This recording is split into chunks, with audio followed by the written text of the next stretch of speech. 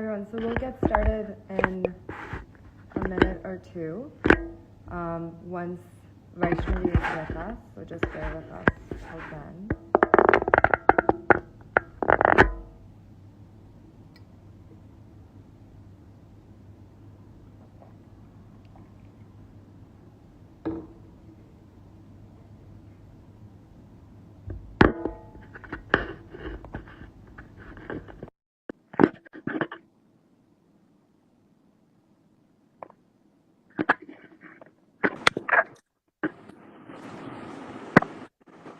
Hi.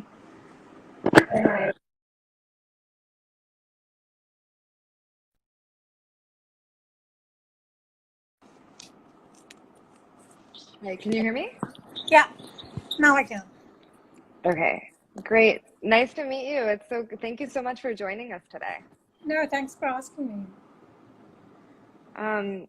So we can probably just wait a minute or two Okay, to have a few people join. join. Yeah, you're in Bombay right now? I'm in Mumbai? Bombay.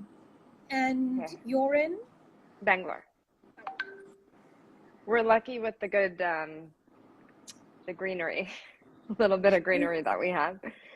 So Better than Bombay for sure. yeah, it's nice here. But it must be really hot there, no? It It hasn't is a cooled bit down yet? hot, although I think it was a little drizzly in the morning, so pre-monsoon. Okay, I good. think we're heading Cooling into down a little bit. pre-monsoon, hopefully. Yeah, Yeah. yeah. Cool. Well, we're really looking forward to the talk today. Thank you so much for doing this. No. Yeah. We can just get started, I think. I mean, as people join, they can just come in at different points. So Vaishnavi, thank you so much for being here. As many of you may know, today is, we're starting a series of discussions leading up to World Environment Day. And this is the second time that Damara Leisure Experiences is conducting such a set of discussions and conversations. It's something that we're really passionate about doing. It's environmental responsibility is something which is very much core to our culture as an organization and our ethos. And so to be able to invite advocates such as yourselves who are, people who are innovative and diverse and so committed to these causes, it's really such an honor. And so Vaishnavi, thank you so much for joining us. Just for everyone, if you don't know who Vaishnavi is, I'll just say a few words about her background and, her work. Vaishnavi is Mumbai-based, as we just discussed, and she's been a reporter and an editor for over 20 years. And she has worked with the Times of India, she's worked with the Christian Science Monitor, and several other publications. Her work has appeared in National Geographic, The Atlantic, The Guardian, and The New York Times. Vaishnavi specializes in stories on science, environment, and development, something that we'll really dwell more into as we have this conversation, and something I'm very much interested to hear more about. She has a master's in science in journalism from Columbia University, which also happens to be my own university where I did my master's. Oh, that's great. And I think, the journalism school is not that far from the old business school. So I don't know, maybe we cross paths sometime, but so great to have another Columbia alum. And we can just get started. Is there anything you'd like to say before we get started, or we can just get going with some questions that we have for you? We can just get going. I'm glad to be here and to see what questions lie ahead. Amazing. So the format of this is going to be that, I have some prepared questions and we can go through them, but we can also sort of wing it and see where the conversation takes us. And I'm sure that many others will also be contributing. So everyone who's joined, please do type in your questions in the comment box, and during the conversation or towards the end of the conversation, we'll try to pick some up and ask Vaishnavi for some insight into those as well. So just to get kickstarted, Vaishnavi, if you could tell us a little bit about your journey into journalism, and specifically why you picked these topics, these interlinked topics of science, environment, and development to get deeper into. It would be great if you could elaborate a little bit on that. Yeah, so there's no, it wasn't a planned thing at all. I joined journalism, I think around 2000, 99, 2000, as an intern. Initially, I was an intern, and then I became a full-time reporter. And initially, my first 4 or 5 years, I was doing a lot of general beats, all kinds of different beats as an early reporter. But I was drawn to environmental stories even then, especially urban environmental stories, because I was reporting in Bombay at that time. And then I went abroad and I did a master's in science journalism, and that's because I have a background in the arts. I'm an English literature major, and I found that when I did environmental stories, I often had to deal with science. Whether it was air pollution or water pollution or whatever it was. And so I felt that that's something that I needed to kind of be better informed about. And so in the US, they do have specializations in science journalism, which at that time they didn't have here. And so I went ahead and I did that. And then when I came back, I did a bunch of other things as well. But I've sort of slowly started increasing my science journalism and environmental journalism. And with regard to development, I'd say that it kind of brings all of that together in a country like India, because development, whether it's infrastructure or industry or public policy of some kind, usually has an impact on the environment. And, and I often look at evidence-based public policy. I often look for evidence, and that has to do with data and science. So to me, they're not really separate. They're sort of all interlinked. Mm-hmm. And my stories are often at the intersection of all these three. I also do health a little bit, and I think that's also at the intersection, because environment affects health. And so it sort of slowly just happened over time that as I became more involved and I wanted to find out more, I started just doing things at the intersection of these things. Yeah, I think now more than ever, I think it's become very apparent of how health fits into this whole thing in so many different ways, right? I mean, if you talk about how, viruses and sort of how disease gets sort of passed on because of human intervention and what do you call it? Human development into forest land and into places where wildlife exists. And then also in terms of things like air pollution and noise pollution and those things. And that's very much, like you said, it is actually very difficult to, I guess, remove those elements from each other when we have such a massive population and we have these urban centers which are getting more and more crowded, and we're putting so much pressure, I guess, on the environment in those very specific spaces, right? Which I think something that you've also written about. So, I think, before we get into more of sort of your more recent writing and sort of those topics of writing, it would be interesting, I think, to learn from you how you feel that your role in journalism or your sort of the challenges that you've had in journalism have evolved over the last 20 years. Because when you started in 99, 2000, social media didn't really exist. I mean, Facebook didn't come into picture till, 2003, 2004, and that was still in a very small group of people. Yeah. And so information and how people absorb and relate to information has changed dramatically. And there's so many different things that just as an observer from outside, I would imagine has become very different for you, right? In terms of sort of just one, I guess, like people are overwhelmed with information now from so many different sources. There's also a lot of mistrust of information. There's also too much trust of information in certain categories of people, I would say.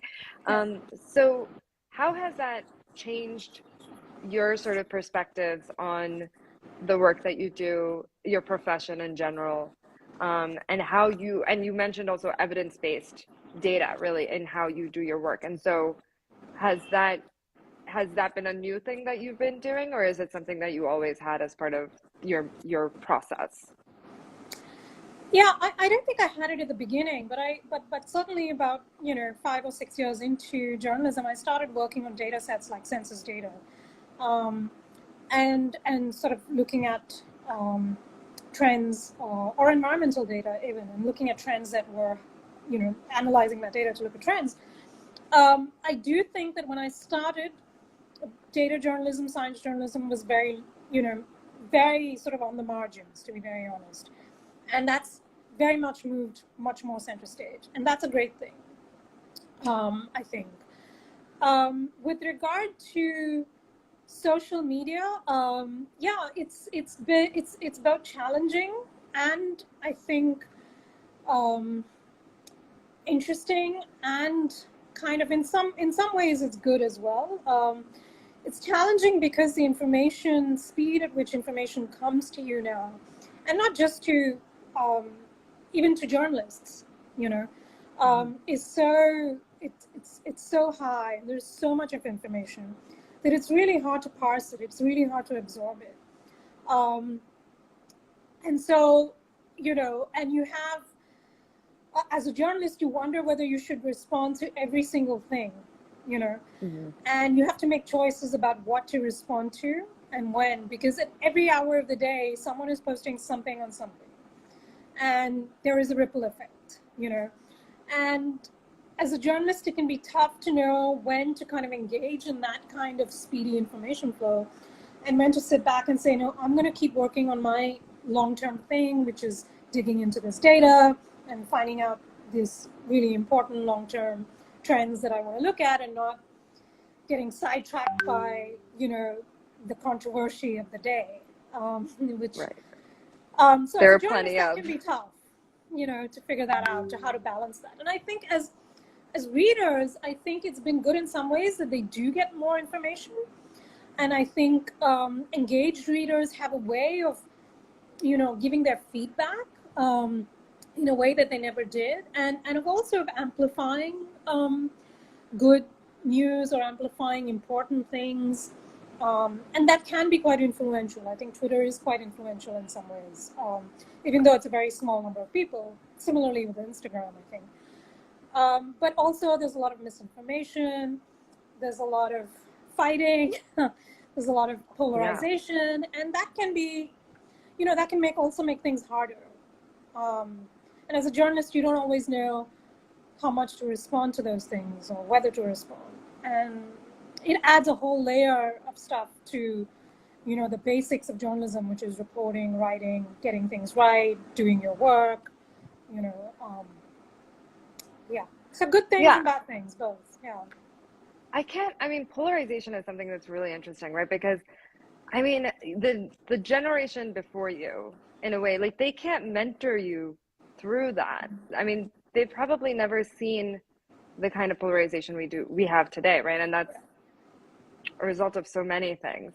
And it's interesting, right? Because I never thought about how that would impact your process, right? Because I think in my head, I have this very like sort of straight vision. Okay, journalism, you know, you talk about the facts, and yes, you develop opinions, and then you present it in a way which is absorbable, you know, for people to take what they can from it. But when you have so much sort of pressure from every side, like, that information itself, the data itself, kind of gets biased in a way, I would think. I mean, I don't think the basics of what I do has changed in terms of reporting and writing, or even kind of editing when I'm editing other people's pieces, or, you know, shepherding someone else's story. But I do think that we have to sometimes treat it differently because of social media. But also, we often find that readers on social media tend to be very fast in their reactions, and sometimes quite knee-jerk, and that has to do with their own biases or their own you know, their own camps that they're in, and so I do find sometimes that social media can intensify existing biases. You know, just because you tend on social, the algorithms of social media intensify your own bubbles, right? That's what happens. Exactly. Yeah. Right.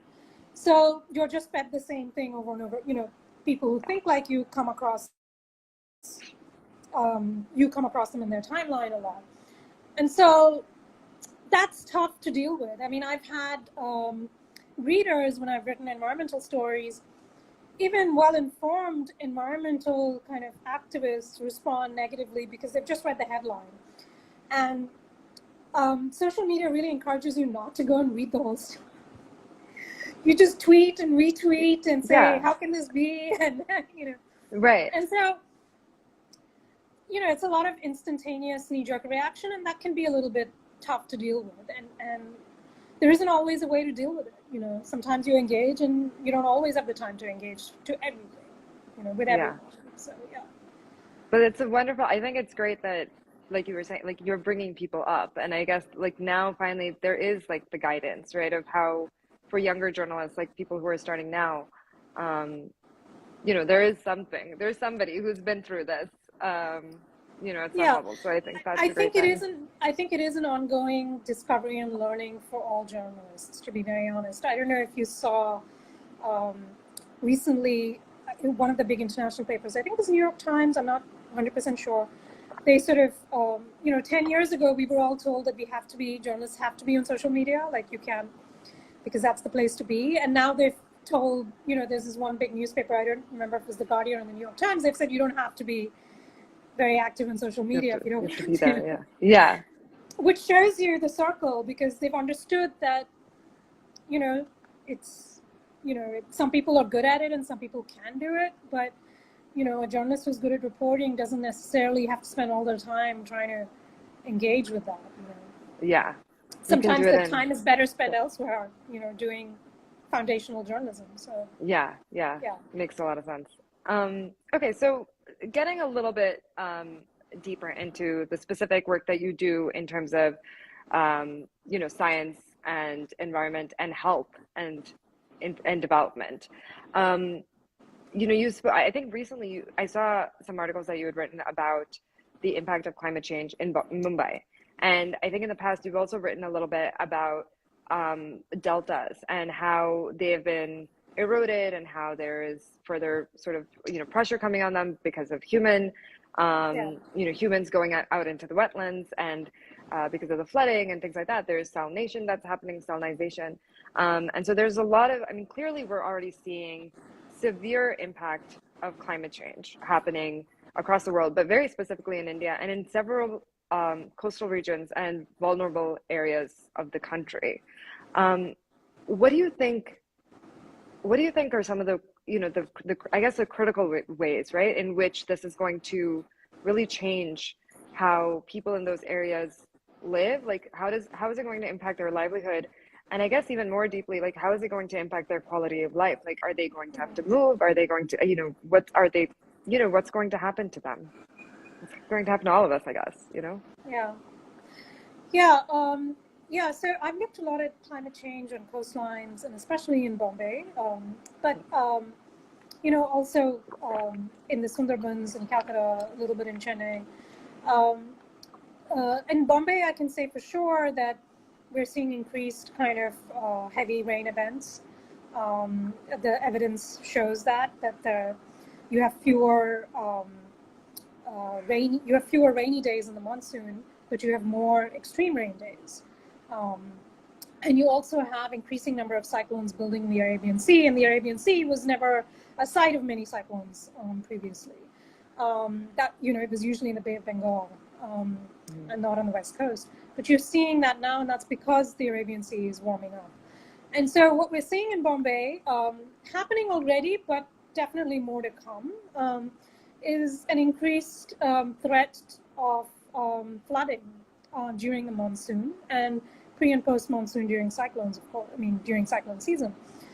And that's combined with the fact that you're getting more intense rain.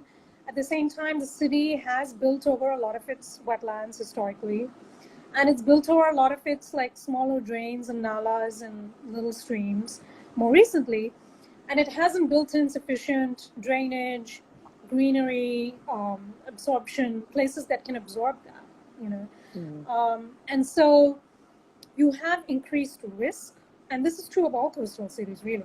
You've increased risk of flooding, but you also have increased vulnerability because the way you've developed in the last like 20 to 30 years hasn't been very friendly to extreme rain. You have concretized surfaces everywhere that don't allow water to drain.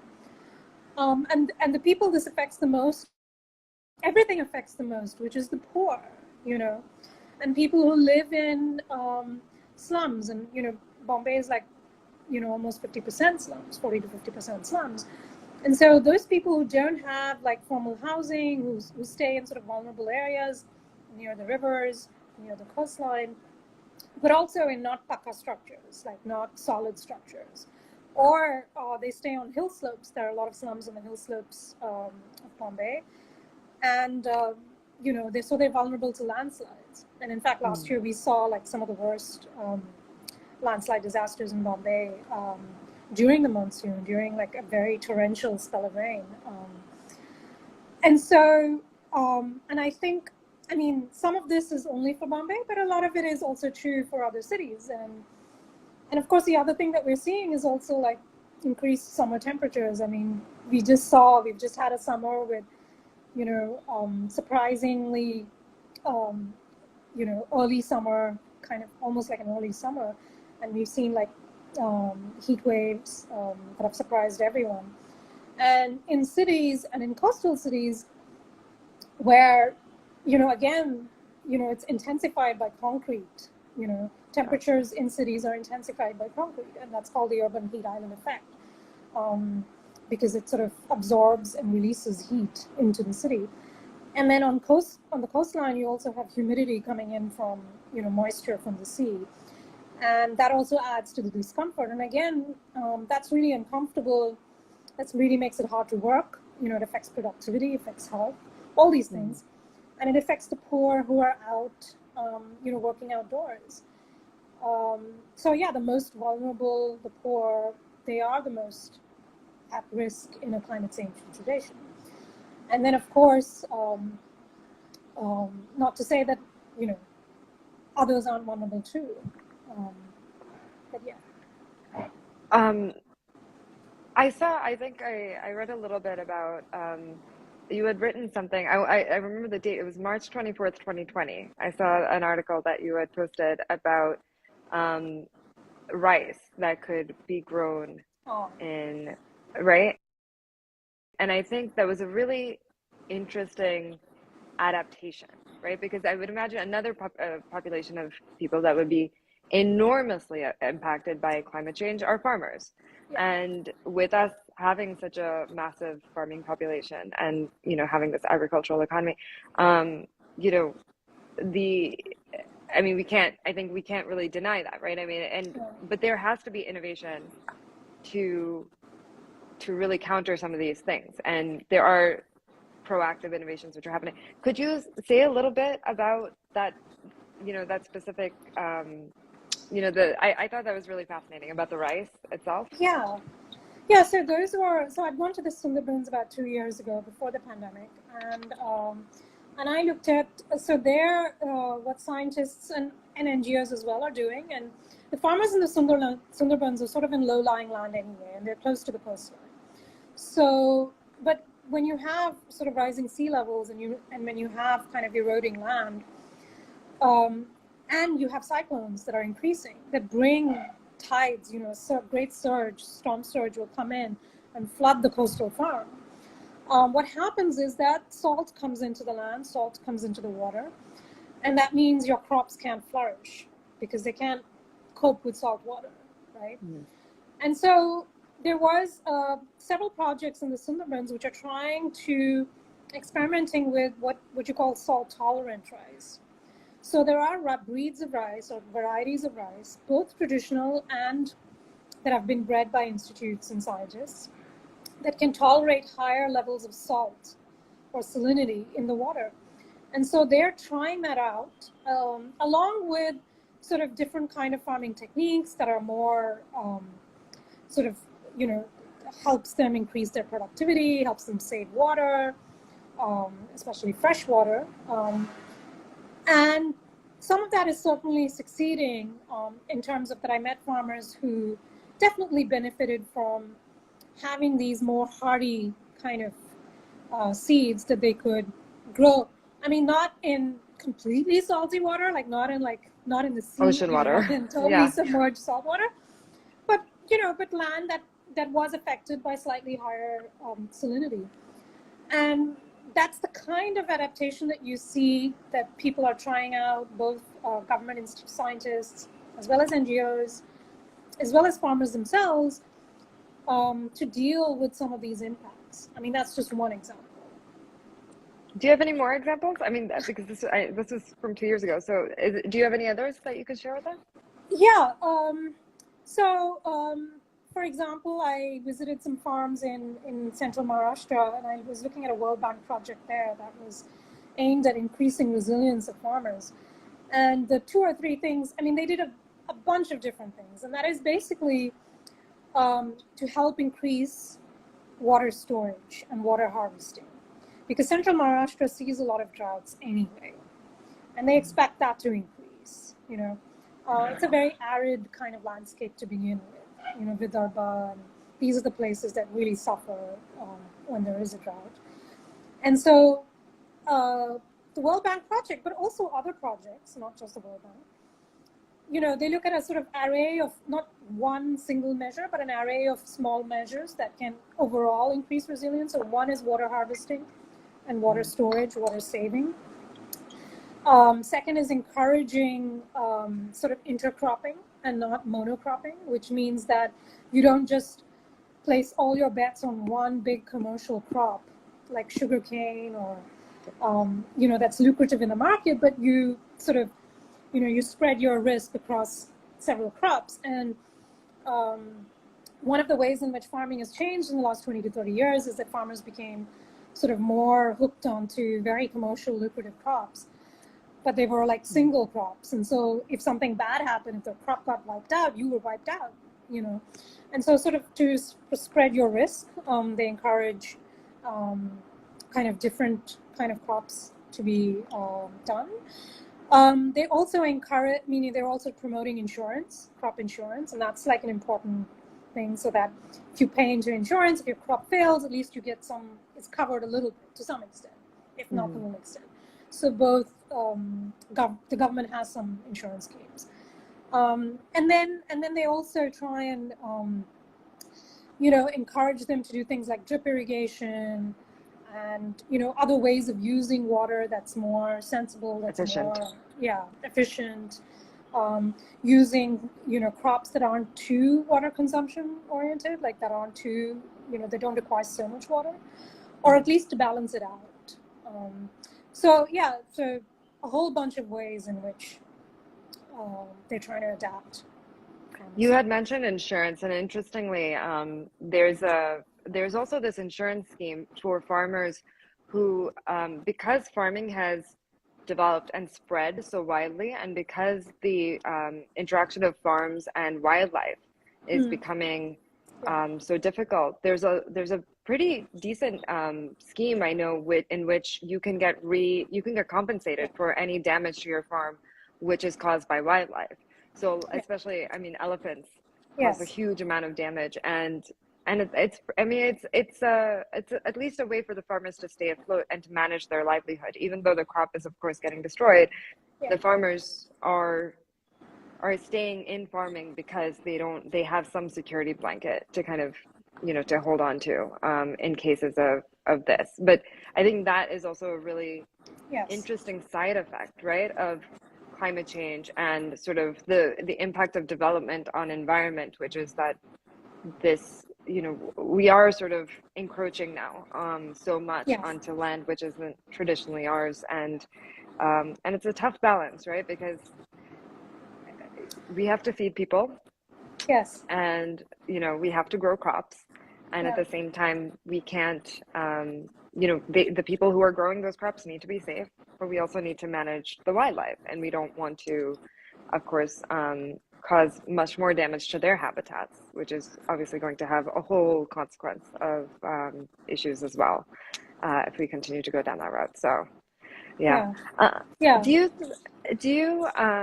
you find that, so I mean, we spoke a little bit about like specific innovations in terms of like products and things like that. Have you seen behavioral change from the perspective of industry or people in general, right, in terms of how they are responding to these issues of climate change? Of course, like having conversations like this is maybe something that wasn't happening, you know, like 10-15 years ago, and now we have these sort of much deeper dialogues and, you know, we all almost on a daily basis now, we kind of feel the effect of climate change, Yeah. right? Because we talk about the weather and we're saying, oh, it's an early summer, or this massive flooding happened in this part of the country, or Yeah. everything. I mean, it's become such a kind of like an undeniable part of our lives that we have seen behavior changes. But so, do you find that to be positive? Do you think that we're moving in sort of the right direction with these sort of behavior changes that are happening across industry and communities? And I mean, just for I mean, we are a hospitality company, so do you find things like ecotourism or conscious tourism, conscious travel, do you see that making a change, or at least do you see that becoming more mainstream? Yeah. So to answer your question, yes, I think that in the last 5 years, because when I started writing about climate change, maybe in 2012, I was on a fellowship, and that's when I first started writing about climate change. And at that time, I went to Himachal, I went to Karnataka, I went to a bunch of different places to do stories, and nobody was doing those stories, and nobody was really talking about it. And cut to 2022, and everyone's talking about it. And I think there's a huge increase in environmental awareness, environmental discourse, debates, especially in the last 2 years. And that's partly because of the pandemic, because I think people understand that there is an environmental cause to the pandemic, which is that viruses come out of these wild areas because we encroach into them and they cross over from wild to human. And secondly, because we're seeing a lot of extreme events in the last few years. And so it's become, as you said, it's become undeniable that something is happening. And I do see, and I think actually that's one way in which social media has been good, because it's really amplified that aspect, that environmental consciousness and people, thinking about it and talking about it. And I do see some changes. But to be honest, I don't think it's enough. I do see some changes, and I think people, for example, a small behavioral change. I think a lot of people do take a cloth bag to the market instead of a plastic bag. That's a very small kind of change that you can make in your life, and I think many people do try and do it. And I do see corporates thinking more about this. I do see government thinking more about this. The state government of Maharashtra put up a climate action plan last year for Bombay. So it is very definitely thinking about it. And I think government across the board is thinking about it. I think that we still have a way to go in terms of,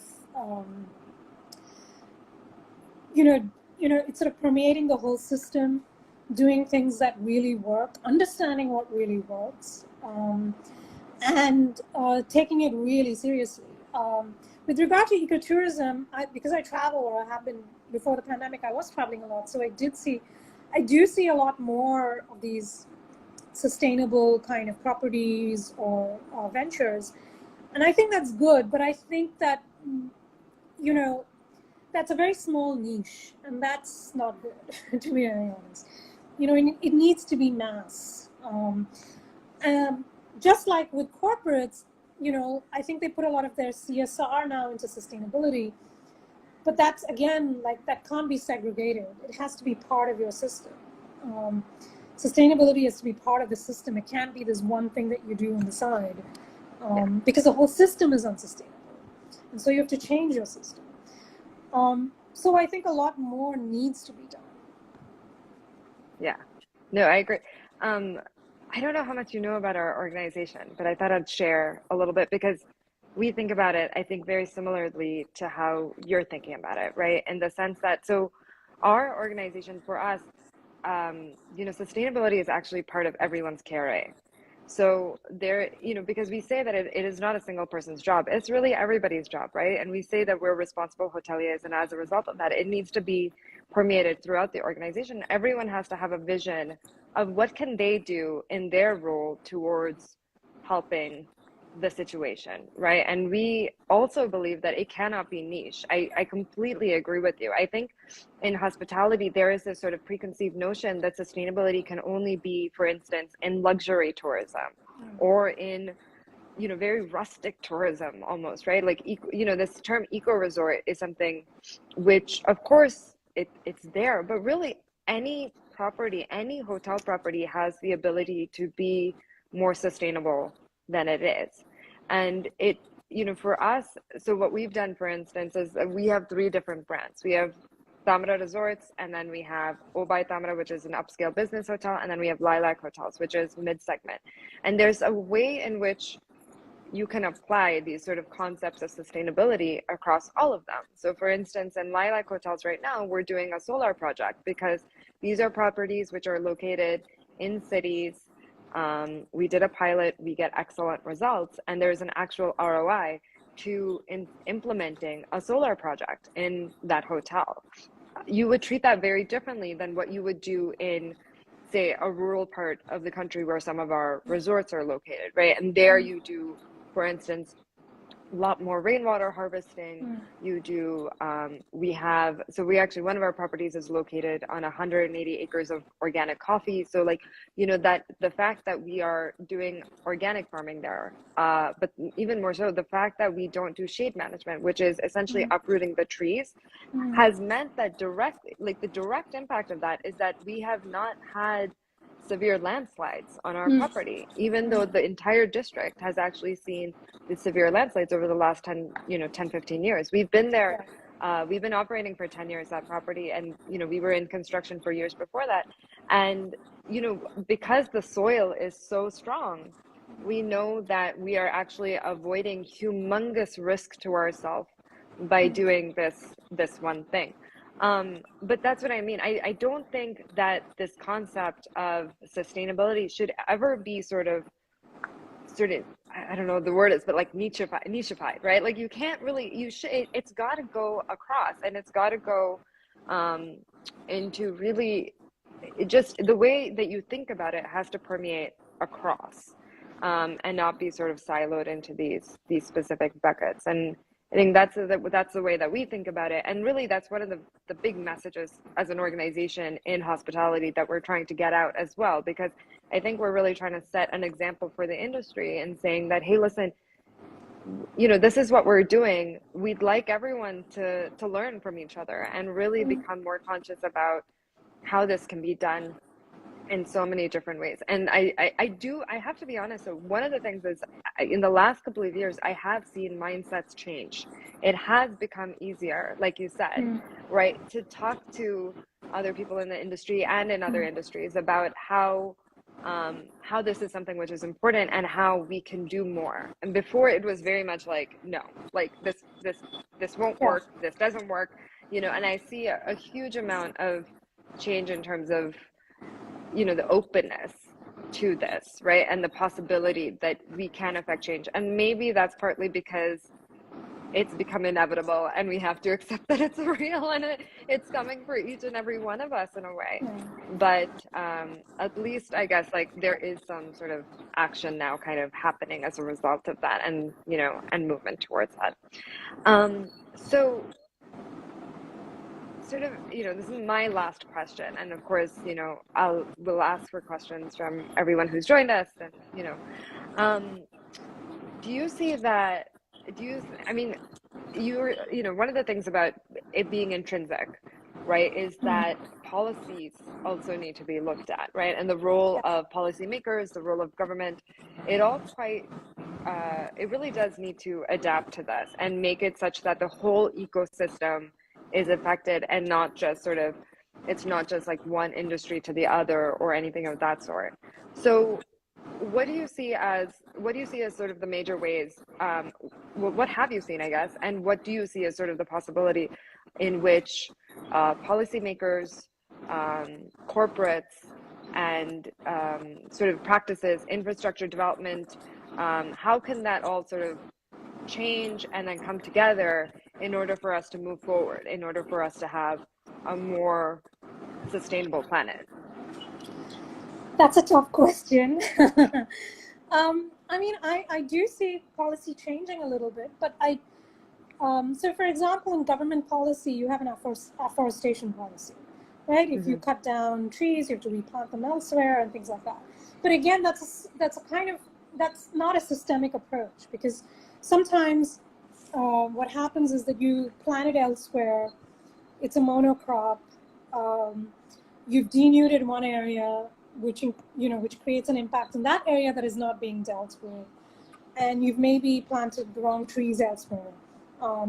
So sometimes these policies that are seemingly well-intentioned can be actually wrong, and I think, as you said, I think that the change that needs to happen is to, not have environment as a separate policy. It should be embedded into development, right? So when you're building something, how are you going to make that the lowest footprint possible or the least impact possible? Or do you sometimes have to make the very painful call, either as a corporate or government, to not develop there? You can have an eco resort in the CRZ zone on the shoreline, but should you? Yeah. Those are tough questions to answer for businesses and for governments and for communities, who may get employment from that. So the question really is, I think, some paradigm shift that happens in trying to figure out how can we develop in a way that improves the lot of people, because we have a huge number of people who are poor, who need jobs, and they need education. At the same time, not at the detriment, too much of the detriment of environment. And I think every institution, whether it's government or corporate, has to kind of make that kind of central to their enterprise at some level. And that's when you'll see the change. In terms of government, I think policies have to be a bit more stringent than they are, by which I mean that there are a lot of projects that have, in theory, they have environmental impact assessments and things like that. But in practice, that doesn't, and we've seen this over and over again, that evidence shows that sometimes those aren't really worth much, and there's no follow-up and things like that. So I think a paradigm shift kind of needs to happen on that it's not just lip service, or, you do some stuff, but, you kind of have to change the way you think about development and how you develop. So, for example, to again take the case of Bombay, just because I'm living here, you could build a sea wall, or you could build a retaining wall on the hill, but if you continue to develop into the river, you're not going to actually solve that problem. Yeah. It has to come before. It has to come while you're developing. Of course, you have to do things after you develop to, the existing development has to be protected, the existing development has to be rectified in some way, but I think that you have to ask, government has to ask when they're clearing a development project, or corporate has to ask when they're doing a project, not afterwards. Yeah. How it can be least environmentally damaging. Yeah. Yeah. Do you find, sorry, this is my last, this is my real last question. Do you find that it's easy to get the information, like the data needed to make these decisions?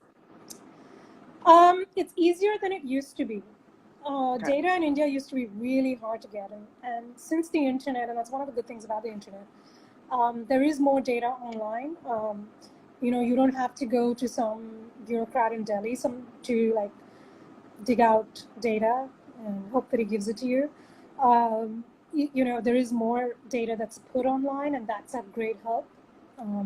Especially if you're not in Delhi, or you're not in one of the centers of, government centers, or, and so that's, and there's more international data available. There's more science available from globally that you can access.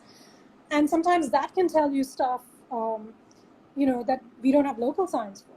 We can say that, well, we don't have studies that show this here, but if you look at studies of a similar thing elsewhere, well, that says this. And of course, that's not necessarily replicable, but it gives you an idea of what could be the issue. But it's still not perfect. We're still behind in terms of getting a lot of data out there. I would say countries like the US are really good at putting a lot of data online. And they also have a lot of great institutes doing data analysis, like the Pew Center, for example, does a lot of census data analysis, for example, and puts it out there. NASA does a lot of analysis of its own in satellite imagery, and it's often produces environmental analysis, which is great. So there is more data than there used to be, but it could still be better. Yeah, I mean, I've seen there are efforts, right? I mean, I know, like, for instance, A-Tree, which works out of Bangalore, they have great, field scientists who are putting out data and publishing it and putting it out, So, yeah. So hopefully, I mean, hopefully we see more. And so policymakers at least can be, and everybody, corporates as well, like we can all be sort of more educated as we make these decisions. They're not so sort of, we're not, like you said, like, I mean, you only have so much money per se, at least let's put it towards effective use and real use, as opposed to making a bad decision, which is, semi-impactful. Cool. All right. So we have some questions. So the first question is, how can corporations work with journalists in formats such as these, such as these dialogues, to create a partnership for knowledge sharing? Any ideas? That's a good question. So this is a tricky one because journalists shouldn't actually be in partnership with either corporates or government, or NGOs for that matter. It's important for journalists to be independent. Having said that, sharing knowledge is always great. Sharing information is always good. I think, forums like this are great, in which there can be an interaction and an exchange. I was at a conference a few weeks ago that was organized by Bombay First. It was a corporate conference on climate change in Bombay and looking at financing. And I was, I was on a session, and so I think journalists bring a different perspective into this whole corporate sustainability kind of space. And I think interaction can be good. I think partnership is tougher because you'd have to be very clear in terms of independence of the journalist and what it involves. Yeah. Okay. All right. We have one more question. I mean, we have a few. How do you think corporate mindsets changing permeate to consumers and vice versa? And there's a second part. How do we sustain and expedite this? Yeah. That's a great question. I think there is some response from some corporates on the environmental issues of the day, sustainability, climate, carbon offsets. In India, I think there can be a lot more, and I think that consumers can actually play a big role by kind of pressurizing corporates to kind of do things that are more environmentally friendly. So, for example, I think a lot of delivery services, use a lot of plastic in wrapping and packaging. That's a very simple way of, and I think, a consumer movement sort of that's saying you don't need to do that would put pressure on the company. Similarly, I think consumers can play a huge role in both health, safety, and environmental sustainability if they make those views heard, if they make their views heard, and if they pay attention. Some corporates are doing, are making an effort, but some aren't, and yeah. There was that famous case, right? I mean, it was several years ago, but was it a bottling plant wherein the water around the plant was getting polluted, and therefore like the livelihoods of the people around? I'm forgetting. Yeah. I mean, I forget the brand, but I remember. That was a huge activism case, but finally it was a court order that changed that. And that's because often, big corporates or governments don't change unless there's a lot of pressure to change. It's just the nature of big institutions that tend to be, kind of stay in their comfort zone and stay what works for them, has worked for them so far. And also they have to be pushed to go just beyond the short-term profit motive for corporates, And I think consumers can play a role. Well, I think this is also where social media actually takes a very positive influence, right? Because consumers now have a much stronger voice, public voice, to influence brands and their reputation. You're not, Yeah. you don't need to know a journalist per se to like, to ask for that story to be pushed. I mean, you can go to Twitter and you can have, a decent rant. And, Yes. and think people actually do change, and the companies actually do change to that, and for better or worse, but hopefully sometimes for good. So yeah, I guess, I think yeah. social media is a great platform for that, actually. I mean, you see that even in small consumer complaints, where they'll tag the corporate, and then the corporate will have to respond because you're out in the public. And that's a great, and that's a little bit of a load off journalists, frankly, because journalists can't respond to every single complaint. It's just not physically possible. But I think social media is a good avenue for exerting kind of some pressure. Yeah, consumers to influence corporates. Yeah, absolutely. Campaigns, all of that. Yeah. Yeah. Okay. What are some industries in particular that need to do more, and how can they do this? Like, where do you see sort of the most possibility of industries being able to make a change? Or which industries? Tough question. I mean, some of the really big industries we're talking about, steel, cement, construction, manufacturing, the really big giants, which are doing the emissions, which are doing the water consumption, which are burning the fossil fuels, road construction, building construction. These are big footprint industries. And for them to change would really help, because then you're making a huge impact. And I would like to see huge changes in those industries. Yeah. I mean, industries like travel and tourism can also do a lot, because travel and tourism has an impact on local environment, and it has an impact on local biodiversity and habitat, and local kind of waste generation. Well, it's a smaller industry, no doubt, but certainly that's another industry that can have a lot of very high impact on very small local places. And so, one would like to see mass tourism, for example, changing in some way, with maybe the direction or aid of government. I don't know. But the big industries would have the biggest impact.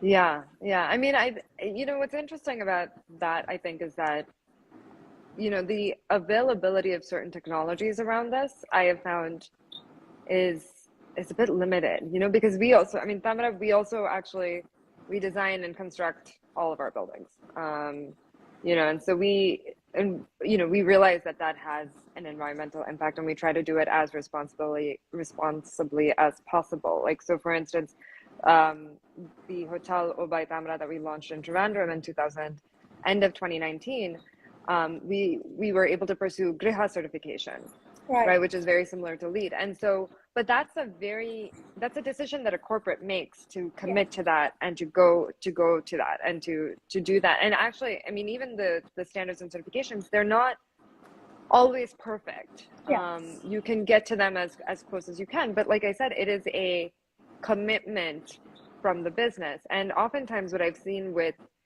ideas of sustainability is, if you can prove that there is actually a profitability angle to this, right? And you say that, hey, listen, if you're more sustainable, you're actually more profitable. If you're able to convince somebody of that, then why wouldn't they go for that? And unfortunately, what I've seen in construction is that availability to technology when it comes to sustainable construction, at least in India, from my experience, it's not been very easy to access. But I think you're right in that there's so much potential there. There is a lot of potential. I mean, I think that when industry chases an idea, it can come up with innovation. And I think that's something the private sector is actually really good at doing. It comes up to find solutions and innovate for problems. And that it has done for many years, I think. But they have to commit to finding those solutions. And sometimes the innovation isn't there yet. And that is an issue, I agree. But sometimes they're not making it, there's not enough of a commitment. Yeah, and both have to come together, right? They have to intersect. And I think, like, the vaccination effort for COVID, for instance, that was a perfect sort of combination of, like, industry really coming up in a sense, and mRNA technology, for instance, advancing several years because Right. the need and the demand for it was so strong and in that moment. Right. Which, yeah, yet to Right. be seen, I guess. Will that happen in other ways in the future? Right, and also there's a way in which consumers and industry have to come together. So, for example, in farming or even in tourism, I guess. So in farming, they kind of, in many places, they've gone back to older seeds, sort of traditional heirloom seeds, what you call heirloom seeds, Yeah. that are maybe not as productive in terms of yield, but that they're more hardy, and so you may get slightly less, but you will get them even in tough seasons.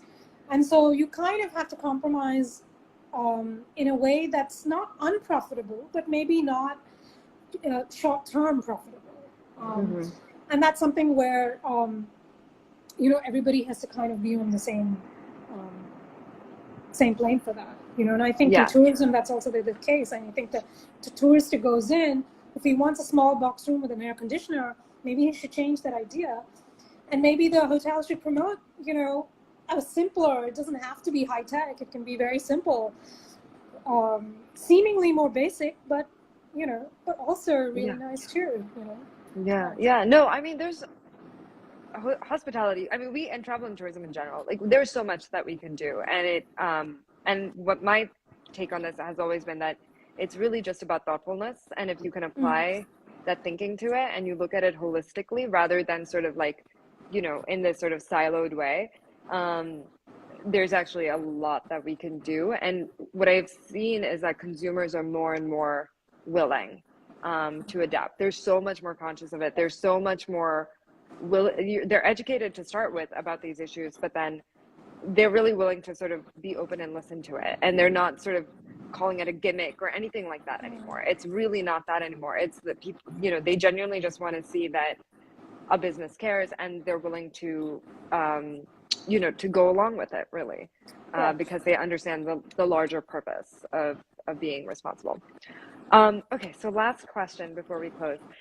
As a journalist, how do you see culture and media changing towards reporting on sustainability? Oh, I think in the last 5 years, I've seen such an increase in reporting on environment and climate. Especially in the last 2 years, I would say I see so many people now, to the extent that, I don't feel like I need to report on certain things because other people are doing it. I can shift my focus a little bit. And I'm really glad to see that. I think there's a lot of encouragement among sort of a lot of funding institutes to encourage and fund reporting on that.